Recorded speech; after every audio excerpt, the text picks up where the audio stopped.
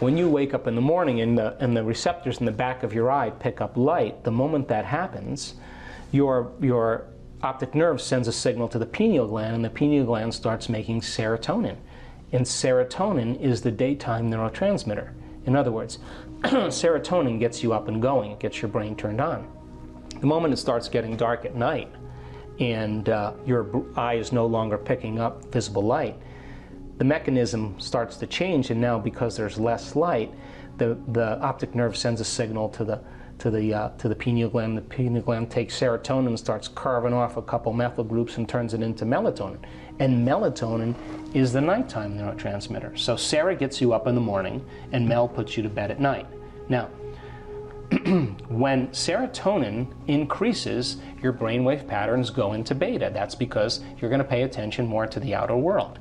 When you're in meditation and you close your eyes and you eliminate light and it's dark in the room and you play music in the background, you put earplugs in, you're getting less sensory data coming in from your environment, so the neocortex is not so preoccupied with trying to create meaning between the outer world and the inner world. You're forgetting about the outer world, and the inner world is where you're cultivating something.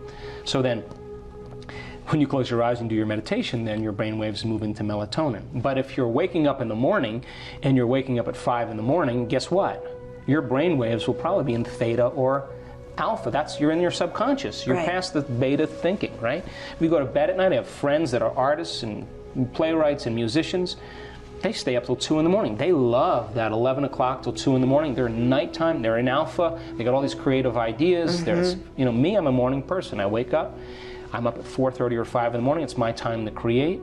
I set aside a certain amount of time. That's my time, because the rest of the day I'm serving. So I like to get myself right in the morning, right? So doing that then begins to alter brainwave patterns. Now, if you move from beta to alpha, there'll come an amazing moment where if you do this right, you'll slip into theta.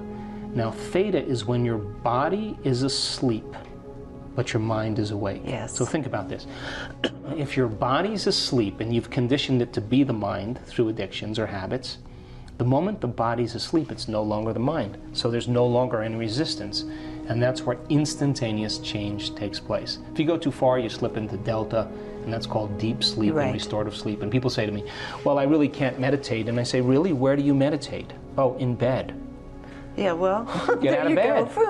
Get out of bed, because you're going to go right to delta. So then, what we noticed in our research, to finish that other thought, is that there comes a moment when you're in that coherent level of alpha that all of a sudden you slip into theta. And all of a sudden, when theta turns on, all of a sudden you start seeing this amazing change take place. And the body becomes so relaxed, and the energy centers, the sympathetic nervous system, switches on. But instead of switching on like you're being chased by a tiger, or switching on like having an orgasm, or ejaculating, or switching on for whatever reason, it's switching on in balance with the parasympathetic nervous system. Yes. So the parasympathetic nervous system settles the body down, but now the sympathetic nervous system turns on, and here comes that energy, and whoosh, it travels right up the central nervous system, and when it hits the brain stem, switches on what's called the thalamic gate, the reticular activating system. All that energy now hits the train station, the docking station where all the neurons go, and boom, it hits the neocortex, and now you're producing gamma brainwave patterns. And gamma brainwaves are super conscious brainwave patterns. In other words, the inner world is the real world. The experience is so profound energetically that you never forget the moment. That's when you rewrite the program. That lady we showed having ecstasy, in a state of ecstasy in their meditation, she was in high gamma. We were watching her, I was watching her go, we're going alpha, alpha, theta, theta, theta. We looked at each other and we were like, oh no, Jeffrey and I, and all of a sudden, boom, here it comes, gamma. Off the page. So then the moment that happens, then that's energy. Yeah. And the sympathetic nervous system now is in complete balance with the parasympathetic nervous system. The thalamic gate is open. The subconscious is out of the way. It's released. And the energy is now traveling to the thinking brain, and the person's becoming super aware. You just took the dimmer switch and went from 20 watts to 50 watts, Yes. which is normal, to 100 watts. Right. And we saw that in all the redness in the brain. Her brain was full of energy, and she was in a state of catharsis. She could control that, but why would she want to? Now she's having an orgasm in her head. Mm-hmm. Her brain is having the orgasm, and it's not chemical. It's electromagnetic. It's electromagnetic. Now, here's what happens. The moment that happens, melatonin has to change. Now it starts turning into all of these amazing neurotransmitters. Melatonin is transmuted in the alchemical factory of the pineal gland, and it makes a chemical that is one of the strongest antioxidants known to man. In other words, just a little tweak on the melatonin molecule, and now you have an anti-aging, anti-cancer, anti-heart disease, antimicrobial, anti-neurodegenerative disease chemical that's floating through your bloodstream. That's like the first thing.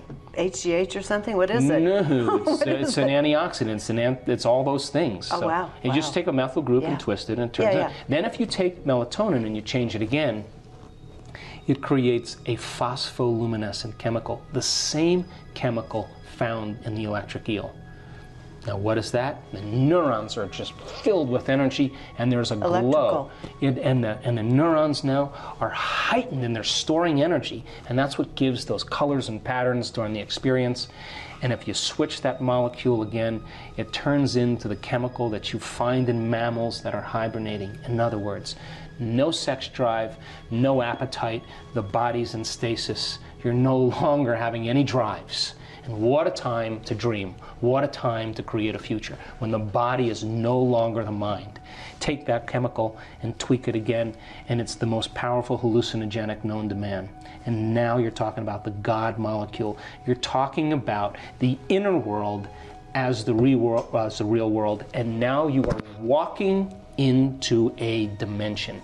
And this is where you go from space-time into time-space. And that's the vision quest, or the lucid experience, or whatever mystical moment that has been talked about for antiquity. And it takes a little bit to get people to this point, but when the neurotransmitters change, the chemicals are a downward causation of a shift in consciousness.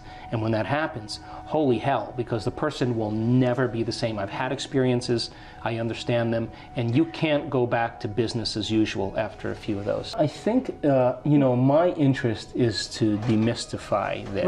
Right. So let's demystify it. I mean, information, you teach people information, you teach them how to do it, and then it creates transformation. If we can measure transformation, that's more information to teach transformation better, and we can close the gap.